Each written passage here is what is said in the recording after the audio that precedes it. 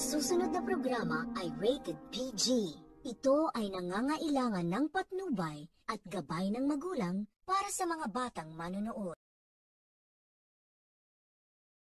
What's up mga kapuso, ito po ang mga ganap dito sa Magandang Dilag dahil nga po sa hindi matanggap ni Blair ang kanyang pagkatalo nang makita nga o ilantad nga ni Greta B. o Gigi ang kanyang kagandahan sa entablado at talaga namang pong sobrang namangha ang mga tao, lalong lalo na po ang mga kalalakihan, pati na rin si Mayor Magnus at si Jared ay talaga namang pong iba ang tingin nila nang makita nga po ang totoong kagandahan o itsura nitong si Greta B. At nakaisip na naman po si Blair ng masamang balak dito kay Greta B nang sa ganun ay magkagulo nga po doon sa mall.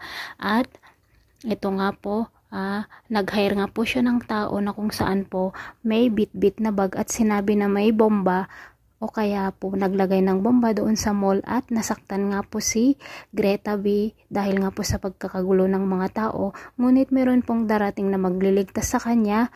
At hindi po natin alam kung si Jared nga ba ito o kung si Attorney Eric. So guys, talagang hindi titigil ang kahibangan nitong si Blair dahil ayaw niya po talaga matanggap ang kanyang pagkatalo.